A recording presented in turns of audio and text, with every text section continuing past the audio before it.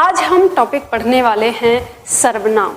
सर्वनाम बहुत ही महत्वपूर्ण टॉपिक है हमारा, तो चलिए हम शुरू करते हैं।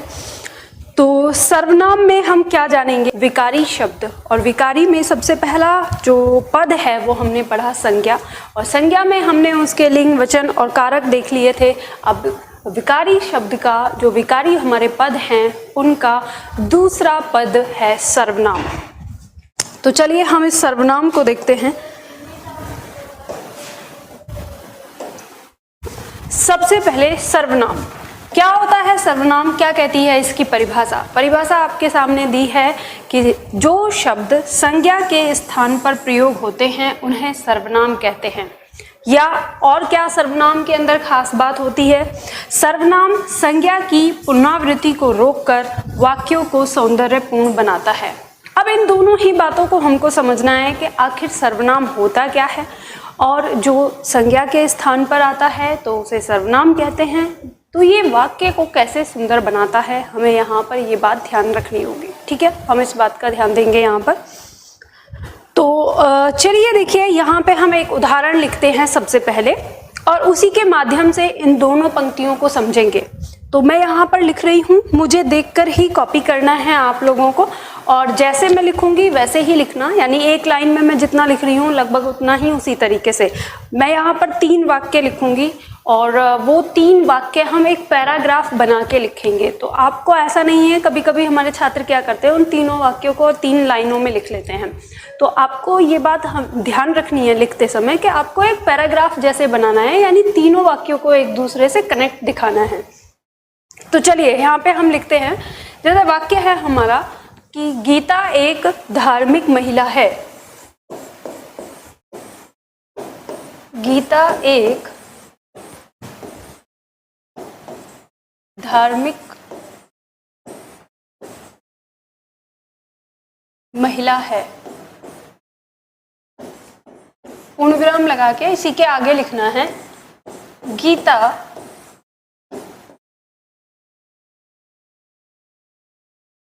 हर रोज मंदिर जाती है। मंदिर जाती है। पूर्ण विराम लगा के फिर इसके आगे ही लिखना है, गीता का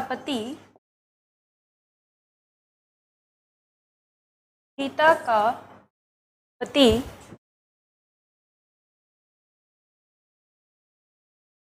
भी सज्जन व्यक्ति है। भी लगाने की जरूरत नहीं है, गीता का पति एक सज्जन है, ऐसे लिखना है, गीता का पति एक सज्जन है।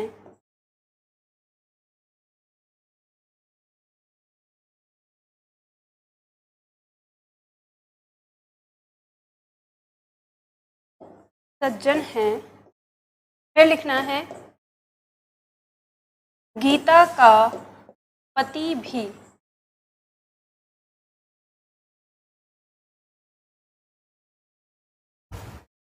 धार्मिक है।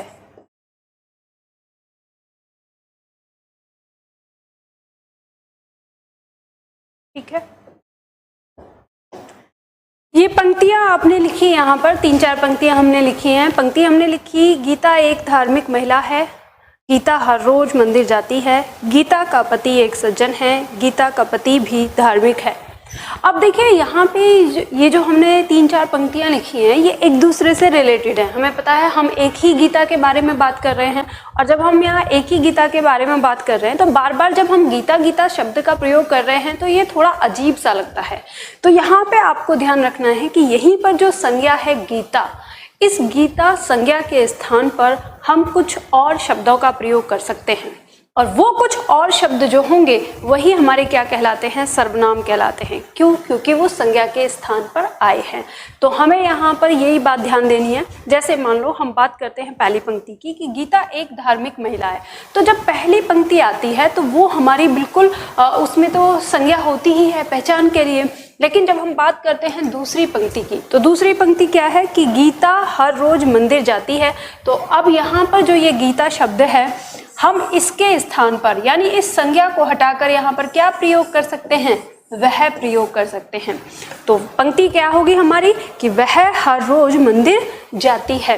फिर तीसरी लाइन में हमारा दिया है कि गीता का पति एक सज्जन है। तो यहाँ पे जो हमने लिखा, इस गीता के स्थान पर हटाकर हम क्या कर सकते हैं, उसका, क्या कर सकते हैं, उसका। तो यहाँ पे जो ये उसका शब्द आया, ये भी हमारा क्या है, सर्वनाम है। और इसके बाद यानी उसका पति एक सज्जन है, और फिर यहाँ पर आया है गीता का पति। तो गीता का पति जो ये पूरा 3 पद हमारे यहाँ आ गए, इन तीनों पदों के स्थान पर हम क्या कर सकते हैं, वह कर सकते हैं।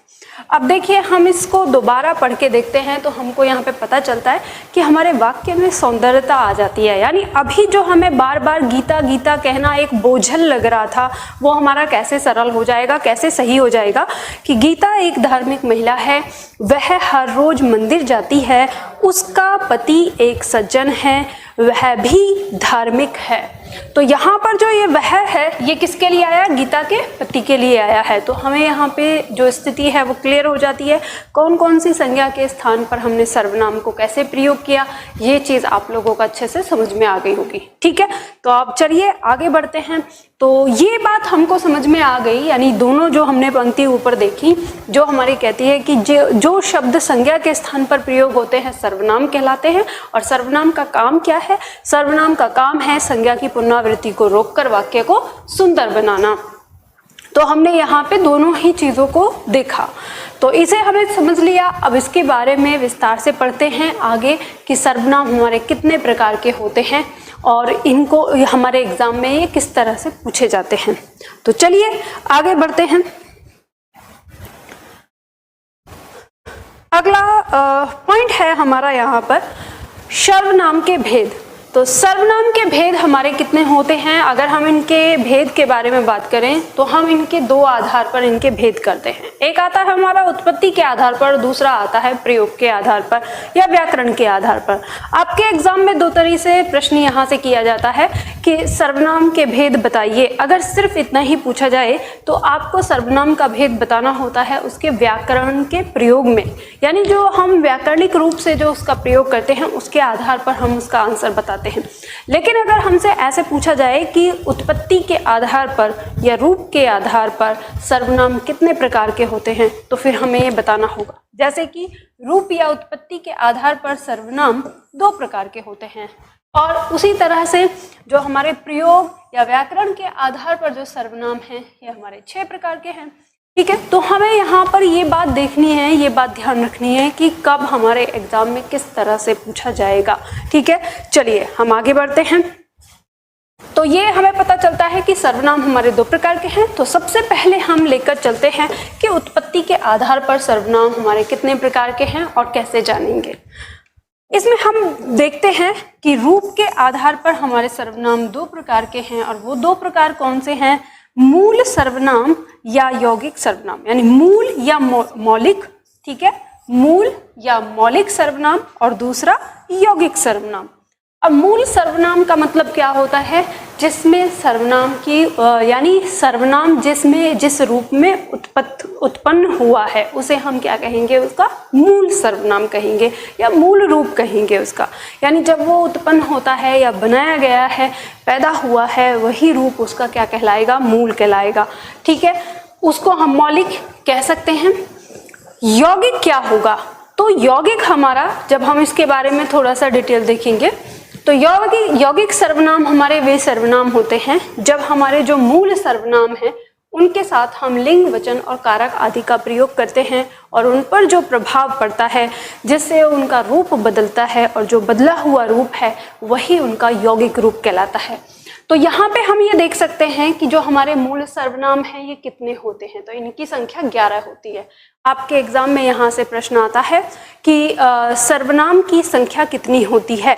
तो आपसे अगर ऐसे पूछा जाए कि सर्वनाम की संख्या कितनी होती है तो आप बताएंगे कि सर्वनाम की संख्या 11 होती है।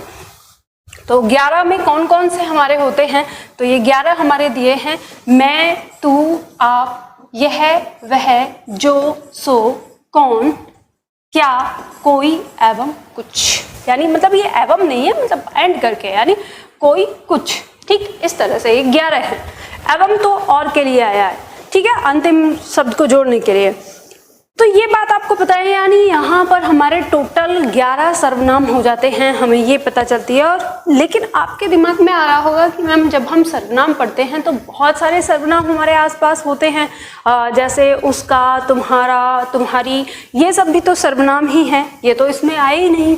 तो ध्यान रखिएगा, ये जो तुम्हारा, तुम्हारी, उसका, इसकी, इन्होंने, ये सारे जो सर्वनाम होते हैं ये उसके यौगिक रूप होते हैं। यानी मूल सर्वनाम या मौलिक सर्वनाम केवल 11 होते हैं और इसके जो यौगिक रूप होते हैं, जो लिंग, वचन और कारक के आधार पर बनते हैं, वो यौगिक होते हैं। और वो कैसे होते हैं, तो थोड़ा सा उदाहरण यहाँ पर हमारा दिया है कि जैसे मान लो हमारा ये मैं है, मैं हमारा मौलिक सर्वनाम है।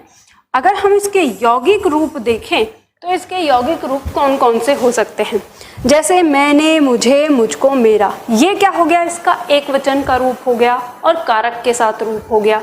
और लिंग के आधार पर भी, जैसे मेरा पुल्लिंग, मेरी स्त्रीलिंग, ठीक है, इस तरह से बदल गया। फिर दिया हम, हमको, हमारा, हमारी, हमारे, अदे, आदि, ये क्या हो गए हमारे, ये बहुवचन के आधार पर हो गए, तो आराम से पहचान सकते हैं आप, ठीक है। इसी तरह से तू, इस तू का जो यौगिक रूप होगा, तूने, तुझे, तुझको, तेरा, फिर इससे बहुवचन भी बन जाएगा, तुम, तुमको, तुमसे, तुम्हारा, आदि, ठीक। इसी तरह से वह जो हमारा मौलिक सर्वनाम है, इसका रूप हो जाता है यौगिक रूप, उसने, उसका, उसकी, उसको, उन्होंने, उनका, ये सारे शब्द आ जाते हैं। तो देखो यहाँ पे आपको इन चीज़ों को समझना है।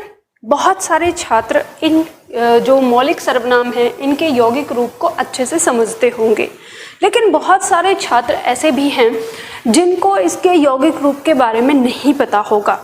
तो इनके बारे में, यानी जो इनका यौगिक रूप है वो मैंने डिटेल आगे दी है। तो ये जो आपका स्टार लगा हुआ है, ये स्टार बता रहा है कि इनसे संबंधित कुछ चीज़ें आपके जो पॉइंट हैं उसमें आगे आने वाले हैं, यानी जो आप पढ़ने वाले हैं इस नोट्स में। तो जब पहले हम पढ़ेंगे जो हमारे एग्जाम में डायरेक्ट पूछा जाता है उसके लिए, और फिर उसके बाद जो हमें सर्वनाम से संबंधित कुछ चीज़ें, यानी बेसिक जो चीज़ें हमें पता होनी चाहिए, जो हमसे गलतियां करवा देती हैं, उन सारी चीज़ों को पढ़ेंगे। तो यानी सर्वनाम में हम बेसिक कब पढ़ेंगे, आज क्लास के बाद में पढ़ेंगे। पहले हम एग्जाम्स के लिए पढ़ते हैं जो हमारे एग्जाम में पूछा जाएगा, और फिर बाद में इनका बेसिक पढ़ेंगे, यानी इनको सीखेंगे कि सर्वनाम को हम सर्वनाम के रूप कैसे बना सकते हैं। तो चलिए फिर आगे बढ़ते हैं। तो यहाँ पे हमें जो एग्जाम के लिए सीखना है वो ये सीखा था कि हमारे मूल सर्वनाम की संख्या कितनी होती है, 11 होती है, और उत्पत्ति के आधार पर हमारे सर्वनाम कितने होते हैं, मूल सर्वनाम और यौगिक सर्वनाम। तो ये यहाँ से हमारे एग्जाम में क्वेश्चन होता है। अब इसके अलावा एग्जाम में क्वेश्चन कहाँ से होता है, तो व्याकरण के आधार पर, यानी जब हम व्याकरण के आधार पर सर्वनाम की क्या करते हैं, व्याख्या करते हैं, सर्वनाम के बारे में बताते हैं व्याकरण के आधार पर। तो ये हमारे सर्वनाम 6 प्रकार के होते हैं। 6 प्रकार के कौन कौन से, पुरुषवाचक सर्वनाम, निजवाचक सर्वनाम, निश्चयवाचक सर्वनाम, अनिश्चितवाचक सर्वनाम, प्रश्नवाचक सर्वनाम और संबंधवाचक सर्वनाम। ध्यान दीजिएगा, इन सर्वनाम में बहुत बड़ी चीज नहीं है, एकदम बिल्कुल सिंपल है, इतना सरल कि आप इनके नाम से ही पहचान सकते हैं। यानी हमने जो 11 सर्वनाम देखे, 11 मूल सर्वनाम जो देखे, उन 11 मूल सर्वनाम में से ही हमको बांटना है यहाँ पर। पुरुषवाचक सर्वनाम यानी वह सर्वनाम जो अपने पीछे किसी प्राणी के होने को बताता हो, वो पुरुषवाचक सर्वनाम कहलाएगा। बस आप सिर्फ इसको ना 2 मिनट में सीख सकते हैं, 2 मिनट भी नहीं लगेगा, 1 मिनट। पुरुषवाचक सर्वनाम क्या कहता है, जिस सर्वनाम के पीछे किसी प्राणी का होना पाया जाए। निजवाचक सर्वनाम, जिस सर्वनाम का प्रयोग कर्ता कारक स्वयं के लिए करता है। निश्चयवाचक सर्वनाम, वह सर्वनाम जो किसी वस्तु के निश्चित रूप को बताता है। और अनिश्चयवाचक, जो निश्चित रूप को नहीं बताता। प्रश्नवाचक, वह सर्वनाम जो किसी चीज का प्रश्न करता है, यानी जितने भी हमारे प्रश्नवाचक शब्द होते हैं वो सब किस में आएंगे, प्रश्नवाचक सर्वनाम में। और संबंधवाचक सर्वनाम जो एक शब्द से दूसरे शब्द का आपस में संबंध बताता है, वो हमारे संबंधवाचक सर्वनाम कहलाते हैं। तो इतना सा है बिल्कुल। पर इनको सीखेंगे कैसे? उदाहरण से अगर हमें सिखाया जाए तो हम ज़्यादा अच्छे से इसको सीख पाएंगे, तो हमें यहाँ पे समझना है। तो चलिए एक एक करके इनके बारे में पढ़ लेते हैं, विस्तार से वाक्य प्रयोग कर लेते हैं, समझ लेते हैं। तो सबसे पहले आता है हमारा पुरुषवाचक सर्वनाम। पुरुषवाचक सर्वनाम में हमारी पंक्ति लिखी हुई है। पंक्ति क्या कहती है कि जिस सर्वनाम का प्रयोग स्त्री एवं पुरुष दोनों के लिए किया जाता है उसे पुरुषवाचक सर्वनाम कहते हैं। और इसके अंदर कौन सा सर्वनाम आता है? मैं, तू, आप, यह और वह। जो हमने 11 सर्वनाम देखे उनमें से ये 5 सर्वनाम हमारे क्या होते हैं? पुरुषवाचक सर्वनाम की श्रेणी में आते हैं। यानी इनके पीछे किसी स्त्री या पुरुष का होना, स्त्री या पुरुष को अगर एक शब्द में कहें तो प्राणी, किसी प्राणी का होना पाया जाए जिस सर्वनाम के पीछे या जिस शब्द के पीछे, वो पुरुषवाचक कहलाएगा। वाक्य प्रयोग कर लेते हैं इसमें। जैसे लिखो, वाक्य को लिखो इसमें, मैं खाना खाते समय बात नहीं करता। वाक्य आपको लिखना है, मैं खाना खाते समय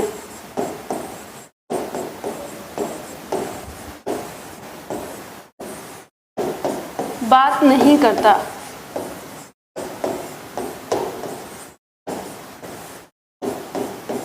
अब बताइए इसमें,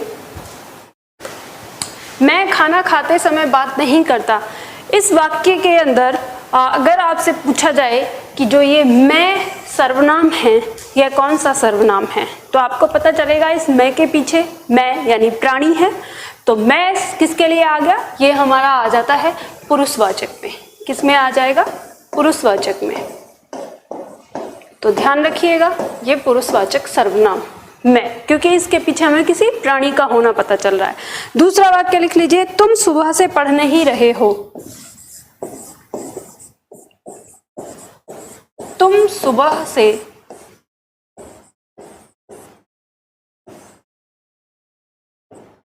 पढ़ नहीं रहे हो। ठीक है, एक और वाक्य लिख लीजिए इसमें, आप बड़े दिनों बाद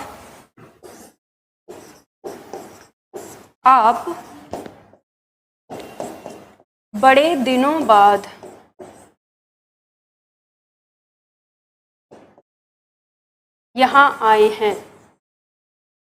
यहाँ आए हैं।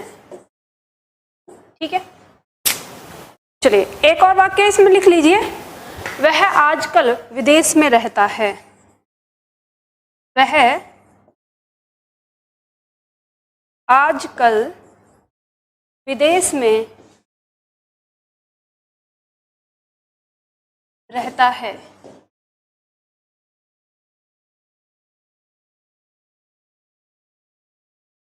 ठीक है, चलिए देखिए फटाफट से आप जान लीजिए, ये 4 वाक्य आपने लिखे हैं, इसमें आपको जानना है किस तरह से ये हमारे पुरुषवाचक हैं।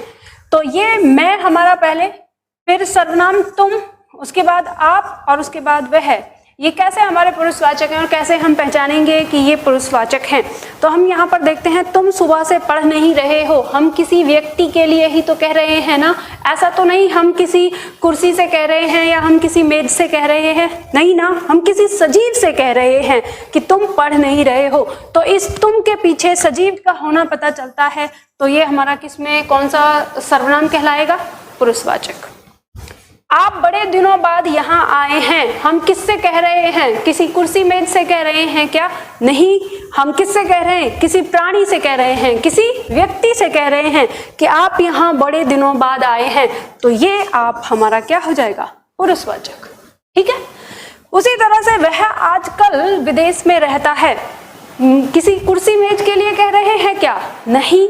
तो यहाँ पे वह का मतलब क्या है? इसके पीछे कोई व्यक्ति है, कोई प्राणी है, यानी कोई सजीव है। तो ये वह हमारा क्या कहलाएगा? पुरुषवाचक कहलाएगा। ठीक है, तो इस तरह से हमारा जो सर्वनाम है यहाँ पर कौन से?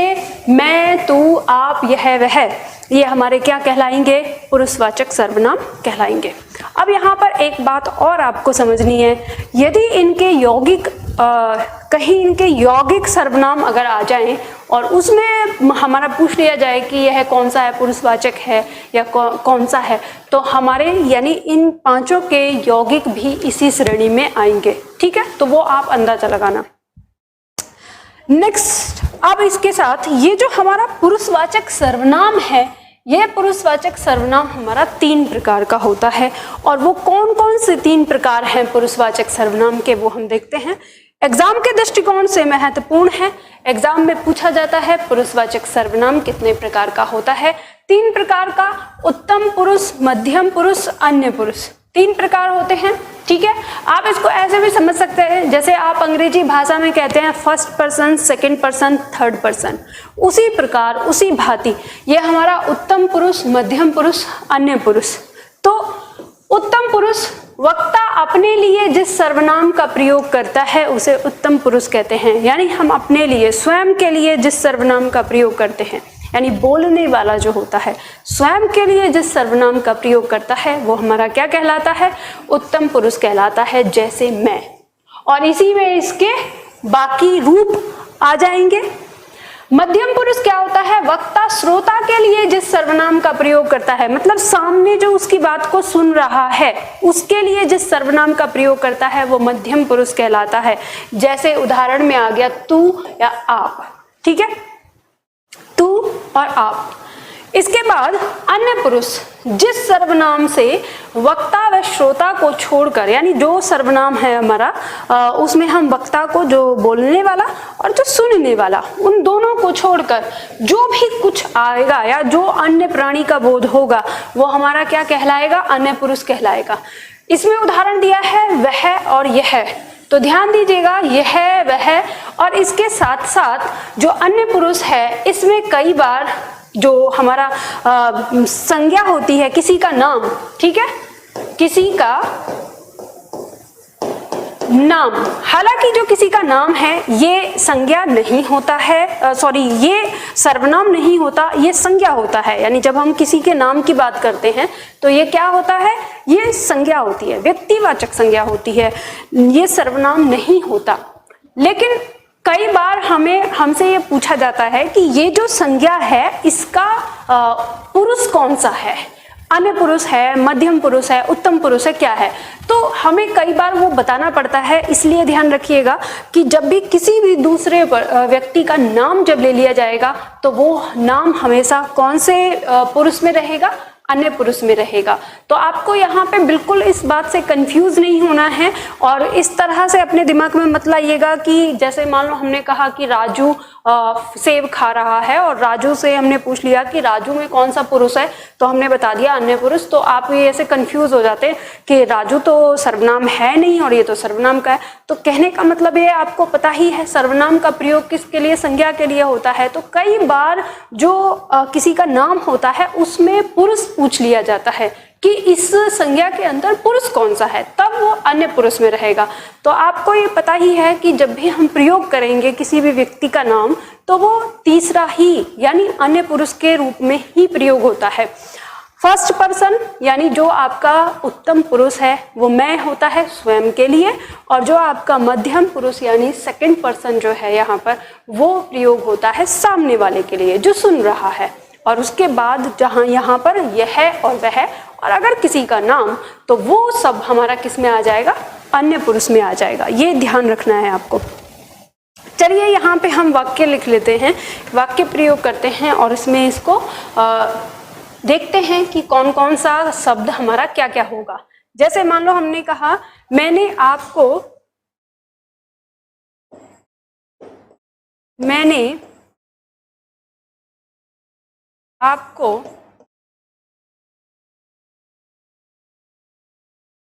बताया था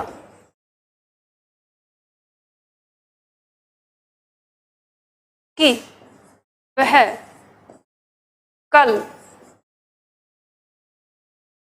आगरा जाएगा।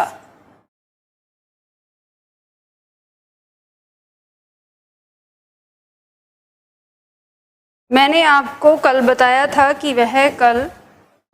बताया था कि वह कल आगरा जाएगा। तो इसमें मैंने क्या है, स्वयं के लिए प्रयोग हुआ है, तो ये हमारा क्या हो गया, ये हो गया हमारा उत्तम पुरुष, ठीक है, ये हो गया हमारा उत्तम पुरुष, ठीक। और आपको लिख लीजिए इसको, आपको ये सुनने वाले के लिए कहा गया है, तो ये हो गया हमारा मध्यम पुरुष, मध्यम पुरुष। और यहाँ पर वह कल आगरा जाएगा, तो वह जो है ये हमारा क्या हो गया, अन्य पुरुष हो, ठीक, उतार लीजिए इसको। तो यहाँ पे हमने देखा कि मैंने, ये मैंने स्वयं के लिए प्रयोग हुआ है तो उत्तम पुरुष, आपको, ये आपको हमारा प्रयोग हुआ है सुनने वाले के लिए, तो ये हो गया हमारा मध्यम पुरुष। और वह किसी अन्य व्यक्ति की बात कर रहा है, तो ये हमारा हो गया अन्य पुरुष। यानी मैं और तुम, इन दोनों को छोड़कर कोई और जो है वो अन्य पुरुष में आएगा। उम्मीद करती हूँ ये चीज़ आपको समझ में आ गई होगी। इसमें कोई ऐसी चीज़ नहीं है कि जो ये आपको न समझ में आए या आपको परेशान करे। बिल्कुल सीधा सीधा सिंपल सिंपल एकदम सरल तरीके से आपको यहाँ पर पता चलता है। अब बात करते हैं यहाँ नेक्स्ट,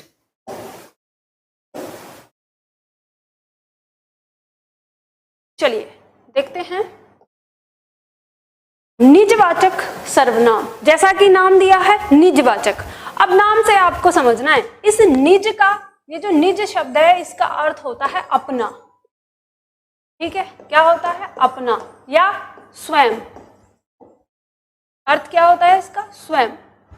तो यहाँ पर अपना या स्वयं जो ये शब्द है, यानी जो स्वयं के लिए प्रयोग किया जाएगा वो क्या कहलाया जाएगा, निजवाचक। तो यहाँ पे हमें आता है परिभाषा, हमारी क्या कहती है, हमारी परिभाषा कहती है कि जिस सर्वनाम का प्रयोग कर्ता कारक स्वयं के लिए करता है, यानी जिस सर्वनाम का प्रयोग कर्ता कारक स्वयं के लिए करता है उसे हम निजवाचक सर्वनाम कहते हैं।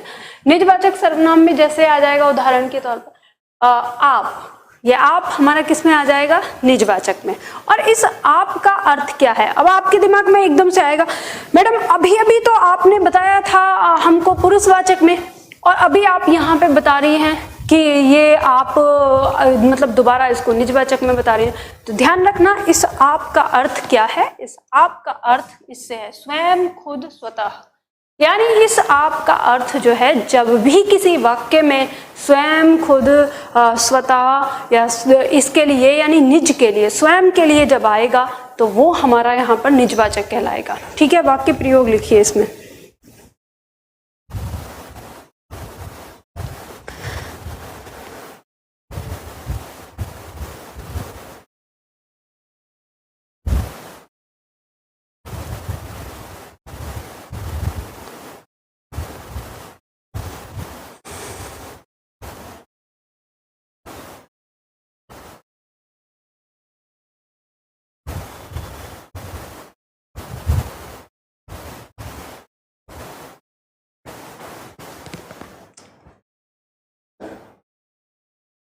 चलिए तो वाक्य प्रयोग करिए यहाँ पर।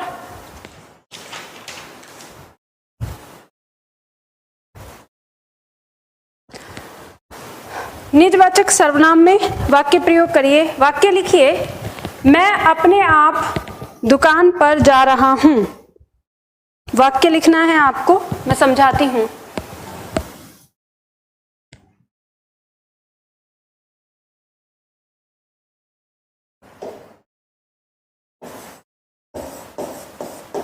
मैं अपने आप दुकान पर जा रहा हूं, ठीक है।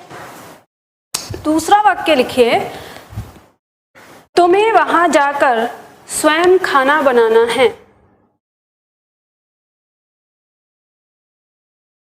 तुम्हें वहां जाकर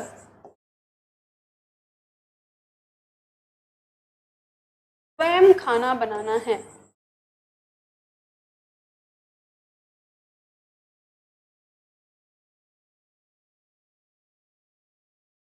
तीसरा वाक्य लिखिए,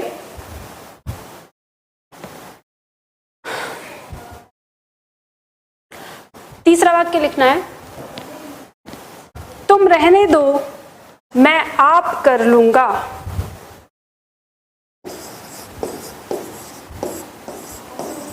तुम रहने दो मैं आप कर लूंगा।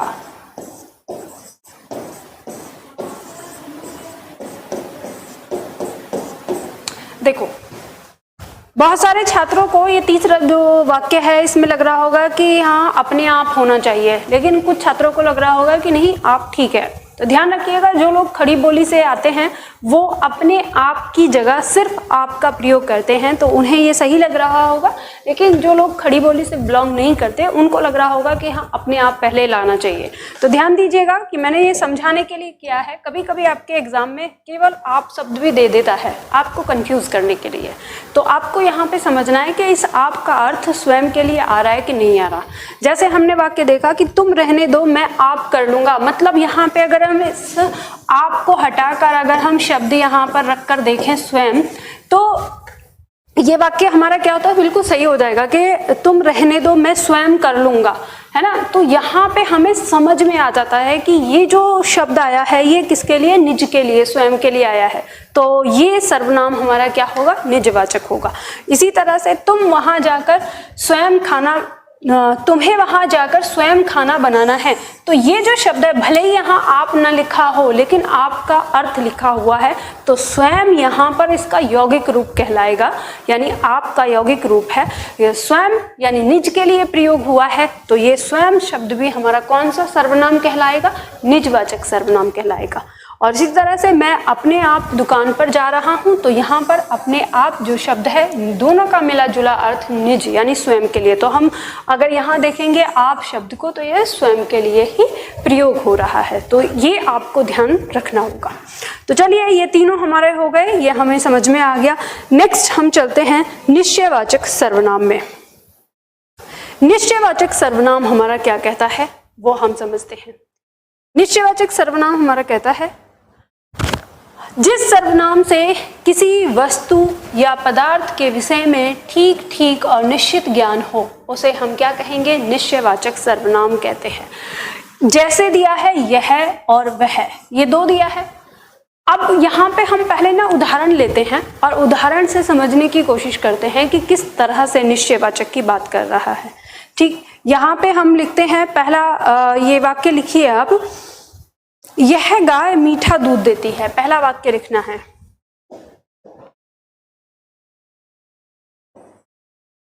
यह गाय मीठा दूध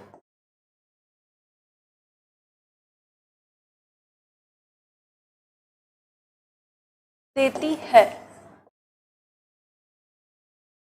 दूसरा वाक्य लिखना है, वह लड़का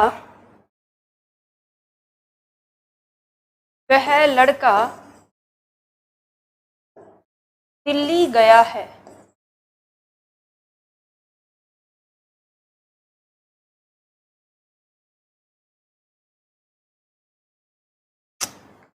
नेक्स्ट वाक्य लिखिए,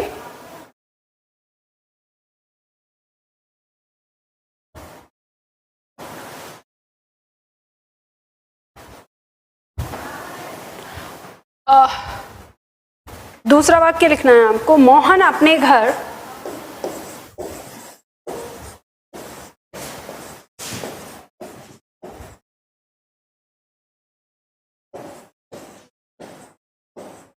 चला गया होगा।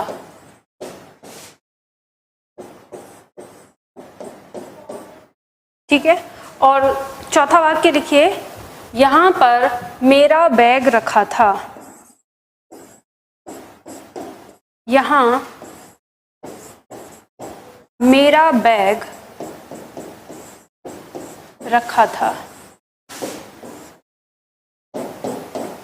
ठीक है, चार वाक्य हमने लिखे, जल्दी से उतार लीजिए फटाफट से। अब हम इसको समझते हैं कि निश्चयवाचक किस तरह से। यह गाय मीठा दूध देती है, वह लड़का दिल्ली गया है, यह और वह आया है, ये तो है आपका सीधा ही जो यह वह दिया है। लेकिन कभी कभी मेरा, मेरी, अपने, तुम्हारा, तुम्हारी, ये सारे जो सर्वनाम हैं ये भी हमारे सर्वनाम आ जाते हैं और ये भी निश्चयवाचक सर्वनाम ही कहलाते हैं। हमें कैसे समझना है कि कौन सा हमारा निश्चयवाचक सर्वनाम होगा? तो ध्यान रखना कि जब भी कोई सर्वनाम, एक इसका मतलब एक ऐसी स्थिति आपको बताती हूँ जो हमेशा हमेशा के लिए सही होगी, कि जैसे जब भी कोई सर्वनाम आपका संज्ञा से जस्ट पहले लगा हो, यानी कोई हमारा संज्ञा शब्द आया है और संज्ञा शब्द से पहले जस्ट पहले हमारा क्या लगा हो, कोई सर्वनाम लगा हो, तो वो सर्वनाम हमारा क्या होता है? निश्चयवाचक सर्वनाम होता है। जैसे हम यहाँ पर देखें तो ये गाय है, संज्ञा है, इस संज्ञा से पहले यहाँ यह लगा हुआ है, यानी यह गाय मीठा दूध देती है। दूसरा वाक्य, लड़का संज्ञा है, संज्ञा से पहले वह लगा है, वह लड़का दिल्ली गया है, यानी यहाँ पर भी ये लड़का को क्या कर रहा है? निश्चित कर रहा है। उसी तरह से घर संज्ञा है, इस घर से पहले अपने सर्वनाम लगा है, तो ये इस घर को निश्चित कर रहा है। वो घर किसका है? उसका अपना घर है, यानी निश्चित किया है। और दूसरा बैग, ये एक संज्ञा है और इस संज्ञा से पहले मेरा, ये एक सर्वनाम है, तो यहाँ पे भी ये बैग किसका है? निश्चित कर रहा है कि ये बैग किसका है? मेरा है। तो अब यहाँ पर आप देखिए, आप इन दोनों ही कंडीशन से अंदाजा लगा सकते हैं। एक तो ऐसा लगा सकते हैं कि संज्ञा से पहले जो सर्वनाम है तो वो हमारा निश्चयवाचक होगा, नहीं तो आप इसके भाव से समझ सकते हैं कि यह गाय मीठा दूध देती है। अगर मैं थोड़ी देर के लिए यह शब्द यहाँ छिपा दूं तो ये क्या हो गया वाक्य, कि गाय मीठा दूध देती है। तो हमें क्या समझ में आएगा कि कोई भी गाय मीठा दूध देती है, यानी हम सब की बात कर रहे हैं, कॉमन की बात कर रहे हैं ना। लेकिन अगर मैंने जैसे ही यह लिखा तो यह गाय मीठा दूध देती है, तो किसी एक गाय को क्या कर रही है? निश्चित कर रही है। तो किसी एक गाय को निश्चित कर रही है, तो फिर ये क्या कहलाएगा? ये सर्वनाम हमारा क्या हो गया? ये निश्चयवाचक सर्वनाम हो गया, यानी इसने इसको क्या किया? निश्चित किया। जैसे हमने कहा लड़का दिल्ली गया, ठीक है, लड़का दिल्ली गया, तो कोई भी लड़का, हम किस लड़की की बात कर रहे हैं हमें कुछ पता ही नहीं है, है ना। लेकिन जैसे ही हमने लिखा वह लड़का दिल्ली गया, तो वह लड़का लगाते ही यहाँ पे इस सर्वनाम ने क्या किया? निश्चित कर दिया किसको? लड़के को। तो ये वह क्या कहलाएगा? हमारा निश्चयवाचक सर्वनाम कहलाएगा। उसी तरह से मोहन अपने घर चला गया, तो अगर हम कहें मोहन घर चला गया, तो पता नहीं मोहन सोहन के घर चला गया या किसी और के घर चला गया। लेकिन जैसे ही हमने अपने शब्द लगाया तो क्या हो गया? निश्चित हो गया कि मोहन किसके घर गया? अपने घर गया है, निश्चय, ठीक है। उसी तरह से यहाँ बैग रखा था, भाई ये बैग किसी का भी हो सकता था, लेकिन जैसे ही हमने यहाँ मेरा शब्द लगाया, इसने बैग को क्या कर दिया? निश्चित कर दिया। तो यहाँ मेरा बैग था, तो मेरा लगाते ही इसने इसको निश्चित किया, तो ये मेरा हमारा क्या कहलाएगा? फिर निश्चयवाचक सर्वनाम कहलाएगा। तो आपको बात समझ में आ गई होगी। अब भाव से समझिए, यानी किसी भी चीज को आपको रटना नहीं है कि 2-4 शब्द लेके आपने रट लिया ना, आपको रटना नहीं है, आपको सिर्फ समझना है, आपको उसके पीछे का साइंस समझना है, ठीक है। तो आप इस तरह से समझ सकते हैं। चलिए अब आगे बढ़ते हैं। नंबर 4 पॉइंट है, हम देख रहे थे अनिश्चयवाचक सर्वनाम। अनिश्चयवाचक सर्वनाम हमारा बिल्कुल वैसे ही होगा जैसे हमने निश्चयवाचक को समझा, कि जिस सर्वनाम से किसी वस्तु या व्यक्ति या पदार्थ के विषय में ठीक और निश्चित ज्ञान न होता हो, उसे हम अनिश्चयवाचक सर्वनाम कहते हैं। और इसमें हमारा सर्वनाम कौन सा है? कोई और कुछ। कोई और कुछ, ये दो सर्वनाम हमारे ऐसे हैं, या इनका यौगिक रूप जो हमको अनिश्चितता बताता है, यानी निश्चित रूप से नहीं कहा जा सकता, सिर्फ हम क्या करते हैं? कुछ अंदाजा लगाते हैं। तो हम यहाँ पे वही चीज सीखेंगे, वही समझने की कोशिश करेंगे। वाक्य प्रयोग करके देखते हैं। जैसे देखो, हमने वाक्य लिखा, अभी अभी आपके घर कोई आया है। वाक्य लिखो, अभी अभी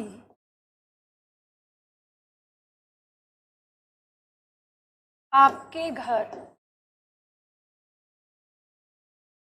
कोई आया है।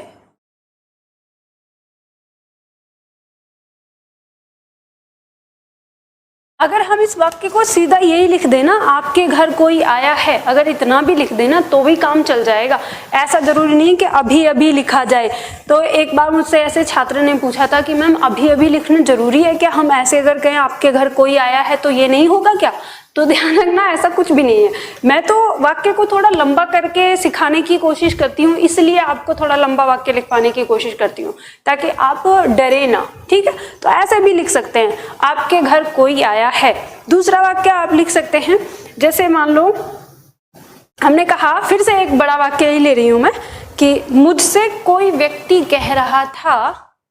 वाक्य लिखो, मुझसे कोई कह रहा था कि दीपू अब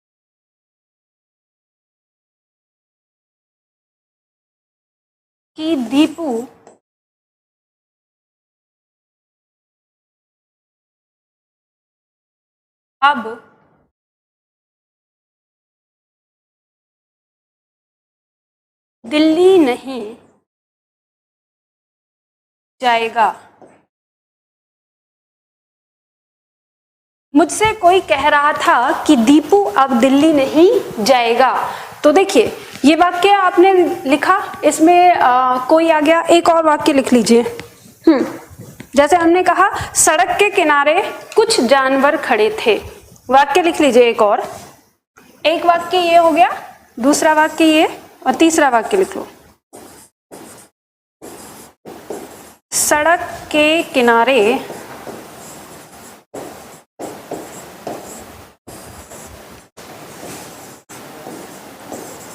कुछ जानवर खड़े थे।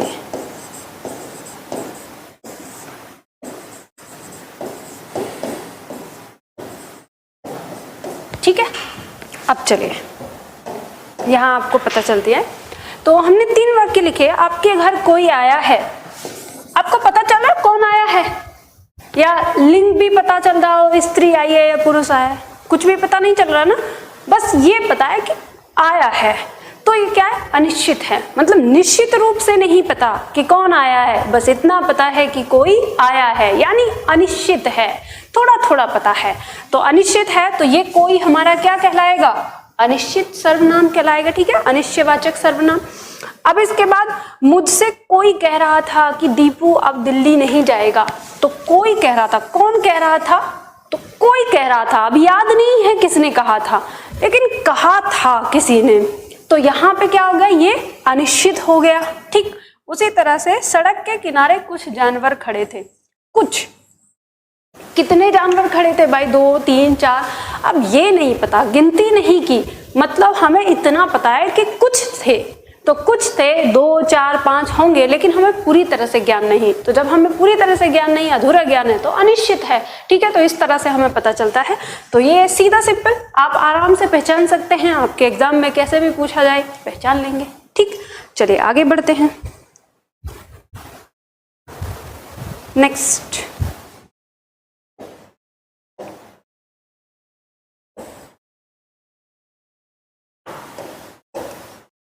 नंबर 5 कहता है प्रश्नवाचक सर्वनाम। प्रश्नवाचक सर्वनाम हमारा क्या होगा? नाम से हमें ही पता है। पंक्ति कहती है जिस सर्वनाम का प्रयोग प्रश्न करने के लिए किया जाता है, यानी जिस सर्वनाम का प्रयोग प्रश्न करने के लिए किया जाए उसे हम क्या कहते हैं? प्रश्नवाचक सर्वनाम कहते हैं। और ये क्या होते हैं? कौन और क्या। कौन और क्या और इसके यौगिक रूप। ठीक है, इनके यौगिक रूप हो जाएंगे, वो सारे हमारे क्या हो जाएंगे? प्रश्नवाचक सर्वनाम कहलाएंगे। वाक्य प्रयोग करके देखते हैं इसमें। जैसे वाक्य लिखिए, राजीव के घर कौन गया था। हम वाक्य लिख रहे हैं, राजीव के घर कौन गया था।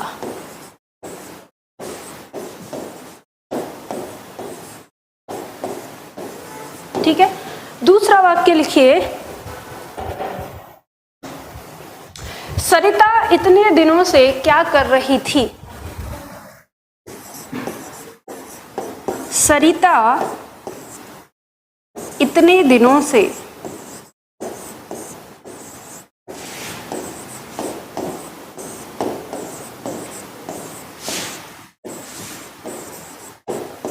कर रही थी?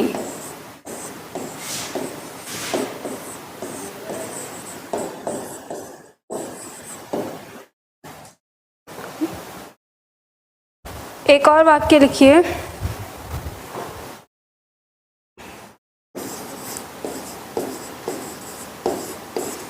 तुम्हें परेशान करने वाला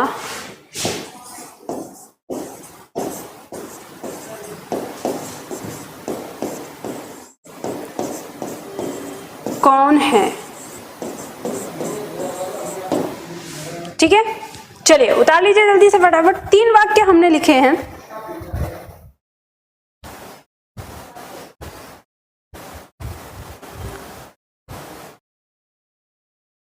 तीन वाक्य यहाँ पे हम लिखते हैं। राजीव के घर कौन गया था? सरिता इतने दिनों से क्या कर रही थी? तुम्हें परेशान करने वाला कौन है? तो यहाँ पे 3 वाक्य हमने लिखे। अब जिन छात्रों ने इन वाक्यों के अंत में पूर्ण विराम लगाया है तो उनसे गलती हुई है, क्योंकि इन वाक्यों के अंत में प्रश्नवाचक चिन्ह लगेगा।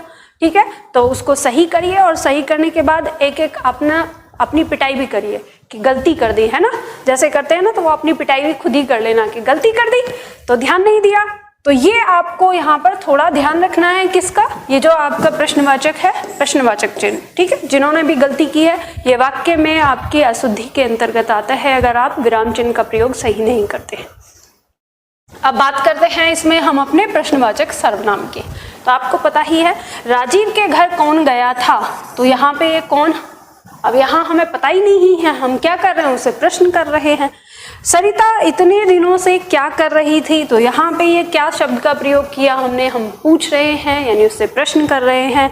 तुम्हें परेशान करने वाला कौन है, यहाँ पे हम पूछ रहे हैं। ठीक, अब आपके दिमाग में आएगा आखिर ये प्रश्नवाचक जो शब्द हैं इनको हमने सर्वनाम में क्यों रखा है। तो ध्यान रखिएगा, इन शब्दों के पीछे संज्ञा शब्द होता है, मतलब संज्ञा शब्दों के लिए ही ये शब्द यहाँ पर प्रयोग हुए हैं, भले ही प्रश्न के रूप में हुए हैं। आपको पता है, जैसे हमने वाक्य लिखा कि राजीव के घर कौन गया था, अगर हम बताएं कि राजीव के घर मोहन गया था तो आप ये कैसे कहेंगे ना, कौन के स्थान पर कि राजीव के घर मोहन गया था, तो मोहन क्या है, एक संज्ञा हो गया और संज्ञा के स्थान पे हमने कौन का प्रयोग किया। तो आप समझ सकते हैं ना कि किस प्रकार से प्रश्नवाचक शब्द हमारे सर्वनाम कहलाते हैं। तो ये बात आपको समझ में आ गई। तो इस तरह से आप समझ सकते हैं कि चाहे हमारा क्या लगा हो, चाहे हमारा कौन लगा हो, इन शब्दों के स्थान पर हमेशा संज्ञा का ही प्रयोग होगा जब हम इनको हटाकर वहां पर संज्ञा रखेंगे। तो सर्वनाम हमारे कौन से होते हैं, जो संज्ञा के स्थान पर प्रयोग होते हैं। ठीक, तो इसलिए आपको पता है, आराम से आपको समझना है,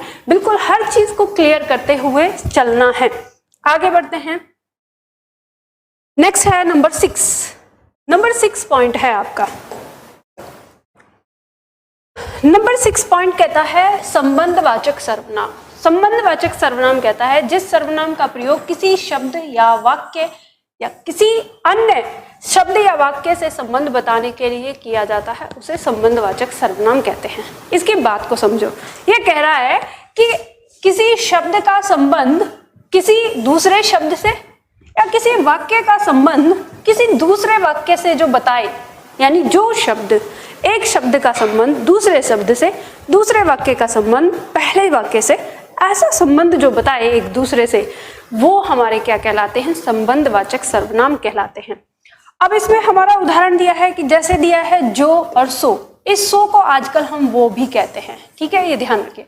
ये जो मेनली हमारा ये जो और इसके यौगिक रूप, यौगिक रूप कैसे हो सकते हैं, जिसका, जिसकी, जिसको, जिन्होंने, जिनके, ये सारे क्या है, इसके यौगिक रूप हैं। तो ये सब भी आते हैं। तो जहां पे भी आप देखेंगे आपको ये आसानी से पता चलेगा।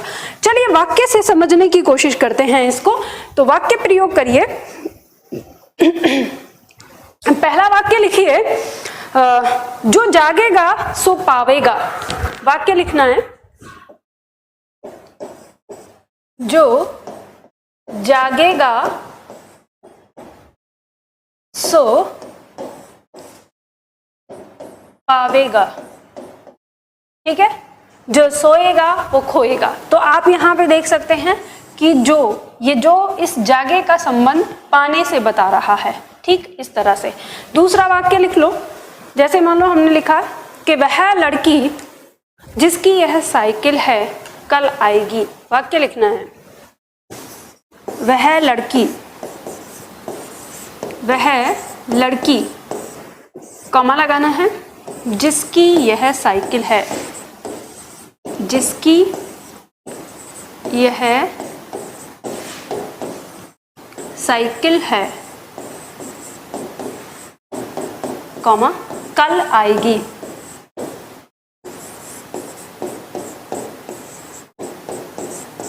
तो देखो आपको यहाँ पे ये बात समझनी है कि ये जो जिसकी शब्द है, ये जिसकी शब्द इस वाक्य से वह लड़की कल आएगी, इस वाक्य से संबंध बता रहा है।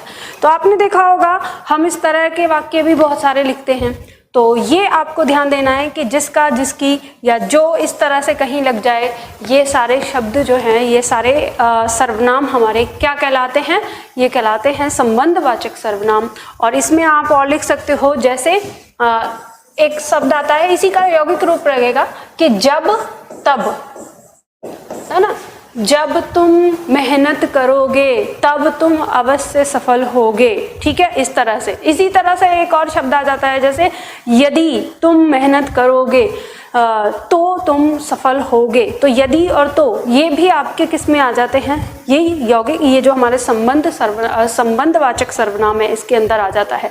ऐसे ही तथापि जो आता है आपका, यद्यपि, तथापि, इस तरह के शब्द आते हैं। हालांकि ये अविकारी शब्द के अंदर भी आते हैं, पर ये सर्वनाम में भी आते हैं, क्योंकि ये एक शब्द का दूसरे शब्द से संबंध बताते हैं। तो चलिए यहाँ पे हम ध्यान रखेंगे अभी इसी का ही, जो हमारा यहाँ दिया है, ये आपको ध्यान रखना है। जब तब भी इसके अंदर आ जाएगा, ये लगा लीजिएगा। तो यहाँ पे आपको ये बात समझ में आई, यानी हमने 6 रूप पढ़े सर्वनाम के। यहाँ मैं आपको वो चार्ट फिर से एक बार दिखाती हूँ,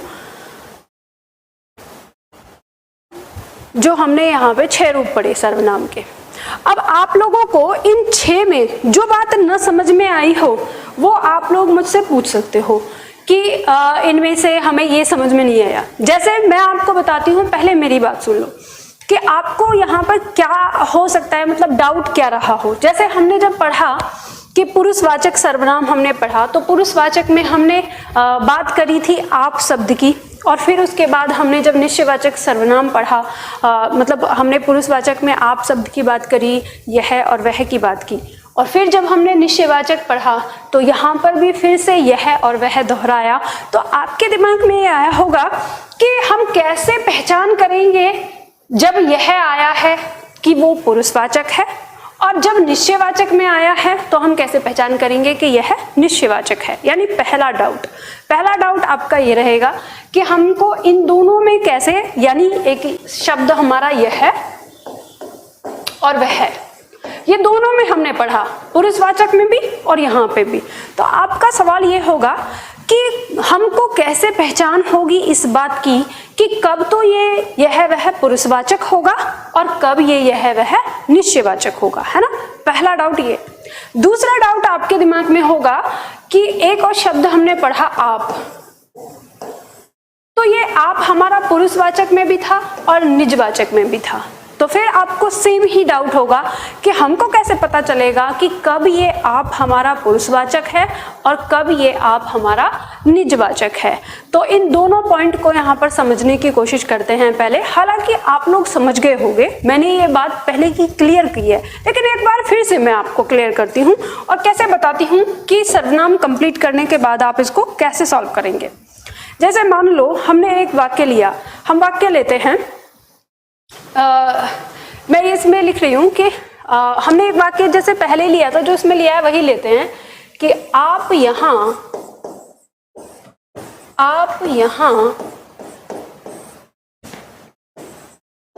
काफी समय बाद आए हैं, काफी समय बाद आए हैं। ठीक है, दूसरा वाक्य लिखते हैं,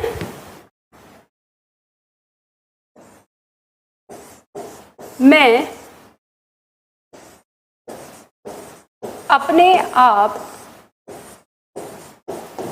खाना बनाता हूँ।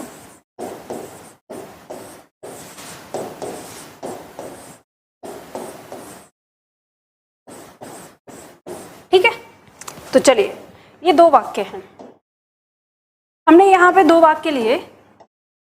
अब इसमें आपको बताना क्या है कि ये आप और ये आप, ये कौन सा सर्वनाम है। तो आप कैसे पहचानेंगे? आप देखते हैं पहले वाक्य को कि आप यहाँ काफी समय बाद आए हैं।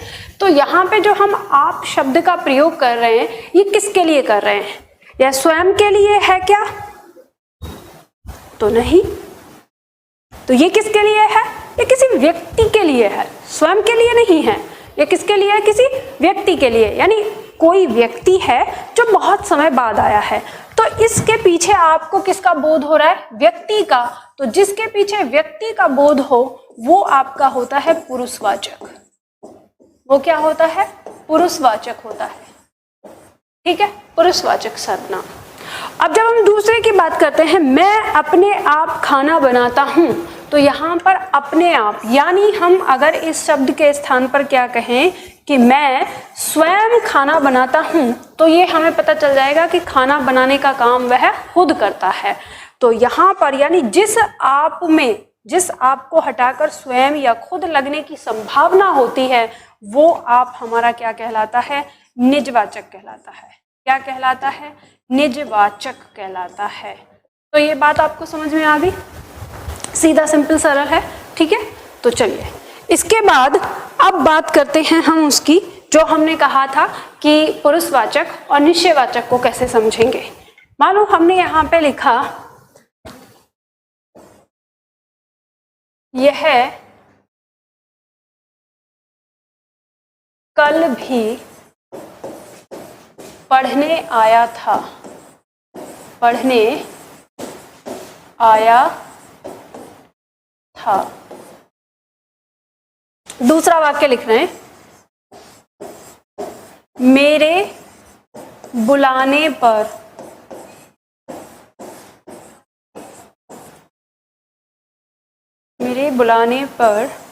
भी वह नहीं आया।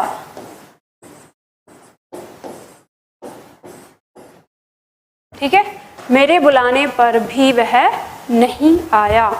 अब दूसरा वाक्य लिखते हैं,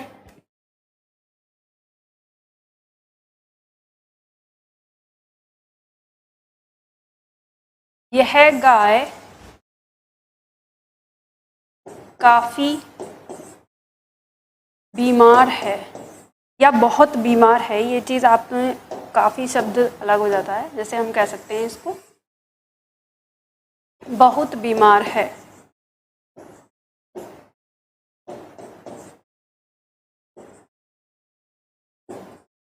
ठीक है, हमने दूसरा लिखा,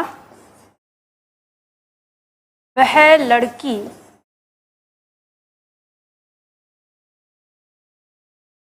प्रथम आई है।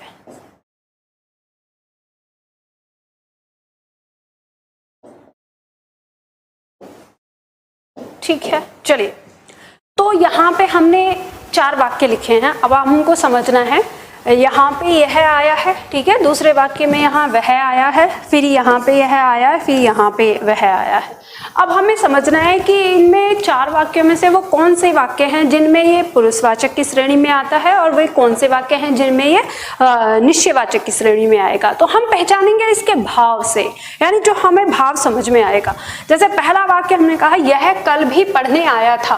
तो जो पढ़ने आया था वो कौन था? मतलब किसी व्यक्ति का बोध हो रहा है, यानी जो पढ़ने आया था, यह पढ़ने आया था। तो इस यह के पीछे क्या है? कोई व्यक्ति होगा, कोई पुरुष होगा, कोई मतलब सजीव व्यक्ति है। ठीक है, तो हमें सजीव महसूस हो रहा है, तो ये हमारा क्या कहलाएगा? पुरुषवाचक। जब भी हमें सजीव महसूस होगा वो पुरुषवाचक कहलाएगा। ठीक है, मेरे बुलाने पर भी वह नहीं आया, तो ये वह यहाँ किसके लिए आया? बताइए, वह नहीं आया हमने कहा। तो इस वह के पीछे आपको किसी इंसान के होने का महसूस होता है कि यहाँ पर कोई इंसान है, या फिर आपको कोई निर्जीव वस्तु महसूस होती है? तो स्वाभाविक सी बात है, आपको यहाँ पे किसी इंसान के होने का महसूस हो रहा होगा। तो जब इंसान का होना महसूस हो तो वो क्या कहलाएगा? पुरुषवाचक कहलाएगा। ठीक है, वो सर्वनाम क्या कहलाएगा? पुरुषवाचक कहलाएगा। और यहाँ पर बात करते हैं तीसरे वाक्य में, यह गाय बहुत बीमार है। तो अगर हम इस यह को यहाँ से हटाएं तो गाय बहुत बीमार है, ये तो कॉमन को दिखा रहा है, लेकिन ये जो गाय है, इस गाय से पहले हमने यह लगाया है, तो इसने गाय को निश्चित किया है कि नहीं किया है, यानी निश्चित किया है ना कि ये वाली गाय, तो एकदम से निश्चित कर दिया कि ये वाली गाय जो है वो क्या है, बीमार है। तो ये जब निश्चित कर रहा है किसी चीज को, तब ये कहलाएगा निश्चयवाचक। तब क्या कहलाएगा? निश्चयवाचक। ये आपको ध्यान रखना है, ठीक है, निश्चयवाचक। अब वह लड़की प्रथम आई है, अब हम यहाँ पे देखें लड़की प्रथम आई है, लेकिन कौन सी लड़की? वह लड़की। निश्चित कर दिया कौन सी लड़की? वह लड़की, तो निश्चित कर दिया लड़की को, यानी लड़की कौन सी? वह लड़की, तो ये वह क्या हो जाएगा? निश्चयवाचक हो जाएगा, ठीक है। तो आपको भाव से समझना है। दूसरा ट्रिक मैंने आपको बता दिया था, जब ये यह और ये वह सिंगल आता है, प्रयोग होता है, सिर्फ केवल अकेले में ही प्रयोग होता है, तो पुरुषवाचक में होता है हमेशा, ठीक है। और ये जब भी कभी संज्ञा से जस्ट पहले आएगा तो ये हमेशा आपका क्या रहता है? निश्चयवाचक होता है। तो ये भी तरीका है इसको पहचानने का। तो दोनों तरीके हैं आपके पास, आप दोनों आसानी से पहचान सकते हैं, ठीक। आपने कोई प्रश्न नहीं किया इससे संबंधित कि सर्वनाम में आपको कुछ चीज नहीं समझ में आई, तो उम्मीद करती हूँ कि ये चीज आपको समझ में आ गई है। अब एक महत्वपूर्ण चीज जो आपको ध्यान रखनी है और अपने इसमें सर्वनाम में पढ़ना है, वो महत्वपूर्ण चीज क्या है? वो ये है, यानी मौलिक सर्वनाम। तो यहां पर देखिए, मौलिक सर्वनाम के यौगिक रूप, लिंग, वचन और कारक के आधार पर आज आपके लिए होमवर्क ये है, आपको हर जितने भी यहाँ पर सर्वनाम के यौगिक रूप दिए हैं, सारे सर्वनाम के यौगिक रूप को आपको पढ़ना है। जैसे मैं, एक हमारा मूल रूप है, यानी मूल सर्वनाम है मैं, इस पर क्या प्रभाव पड़ता है? हमारा कारक चिन्ह का। ये हो गया एक वचन, ये हो गया इसका बहुवचन, और ये हमारे सारे कारक लगे हुए हैं, ठीक है। तो इसमें आप देख सकते हैं कि मैं और मैंने, यानी अगर हम ये कहें कि मैं, ये जब भी मैं आएगा तो हमारा कोई कारक चिन्ह नहीं होता, लेकिन अगर ने कारक चिन्ह आ जाए कर्ता के साथ तो मैंने हो जाता है। इसी तरह से इस मैं का बहुवचन क्या होता है? हम होता है, और इसके साथ कारक चिन्ह लग जाए ने, तो हमने हो जाएगा। तो ऐसे रूप चेंज हो जाएंगे। तो इसी तरह से दिया है, देखो, मुझको मुझे, हमको हमें। अब यहाँ पर एक बात आपको समझनी है कि ये मुझको और मुझे दिया है, ये है हमारा कर्म, ठीक है। और ये कर्म जो है ये हमारा कहाँ पर आ गया है? जैसे कर्म के साथ को कारक चिन्ह भी लगा हुआ है और मुझे इस तरह से लगा हुआ है, तो आपको दिमाग में ये आता होगा कि कहाँ पर मैं मुझको लगाऊं और कहाँ पर मुझे लगाऊं, ये भी दिमाग में डाउट रहता होगा। तो यहाँ पे आपको एक तरीका बताती हूँ कैसे आप कहाँ लगाते हैं, इसको भी समझना है। उसी तरह से बाकी सारे जो हैं उन सबको सीखना है कि कौन कौन सा क्या है। जैसे यहाँ पर देखो, मेरा मेरी संबंध को बता रहा है, हमारा हमारी, ठीक है। इस तरह से आप इनकी पहचान कर सकते हैं, इसमें आपके सारे दिए हुए हैं। तो अब आपको घर जाके ये पढ़ना है, एक तरफ से दे दिया है इनमें आपको, तो सबको आपको डिटेल में इसको समझना है, ठीक। जैसे देखो, हो सकता है कि इसमें कुछ वो हो, टाइपिंग मिस्टेक हो, जैसे यहाँ पे टाइपिंग मिस्टेक हुई है इसमें, तो ध्यान दीजिएगा कि ये वाला आप इसे पहचान सकते हैं। नहीं तो आज मैं इसको रिमूव करके, यानी जो ये आपका है एक नया वाला जो जिसमें टाइपिंग मिस्टेक नहीं है, वो मैं पीडीएफ भी आज डाल दूंगी सर्वनाम की, ठीक है। केवल सर्वनाम की पीडीएफ मैं आपको डाल दूंगी, तो उसमें आप इसको चेक करके सही कर लेना। इसमें थोड़ी सी कहीं कहीं टाइपिंग मिस्टेक हो गई है, तो वो भी मैं डाल दूंगी, उसे सही कर लीजिएगा, ठीक। तो ये आपको यहाँ पर पढ़ना है। इसी में पॉइंट आपको बता देती हूँ कि कहाँ पर हम इसका प्रयोग करते हैं। जैसे शब्द आता है मुझे और शब्द आता है मुझको,